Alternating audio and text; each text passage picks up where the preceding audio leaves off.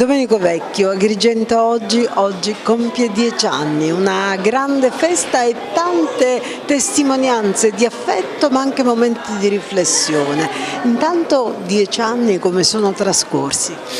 Sono stati 10 anni intensi, 10 anni piacevoli, 10 anni fatti anche di grandi cambiamenti nella nostra professione, perché abbiamo iniziato con un sito internet e poi piano piano ci siamo dovuti rapportare con i social e oggi ci fa riflettere il fatto che la gente non sa neanche dove legge le notizie, da quale testata le apprende. Se tu parli con i giovani e gli chiedi da dove hanno preso la notizia ti dicono da Facebook o peggio ancora dal cellulare. Questo ci deve fare riflettere perché dobbiamo inseguire più qualità e soprattutto sostenibilità. Noi offriamo un prodotto completamente gratuito, ma per portarlo avanti occorre che si trovi il modo giusto per la sostenibilità e soprattutto per la qualità. Non ci può essere giornalismo senza qualità, tutti scrivono, tutti fanno comunicati, ma il giornalista è quello che deve sviluppare il vero senso critico e che deve sapere fare il proprio mestiere. È stato bello incontrare tanti colleghi, tanti amici, l'occasione per confrontarci, per aprire anche un dibattito che spero che possa essere approfondito in futuro,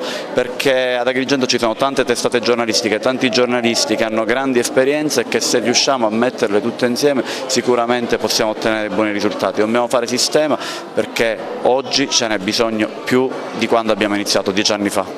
Buon lavoro! Grazie Margherita, grazie a voi, grazie a TVA per l'ottimo lavoro che fate ogni giorno, grazie ancora.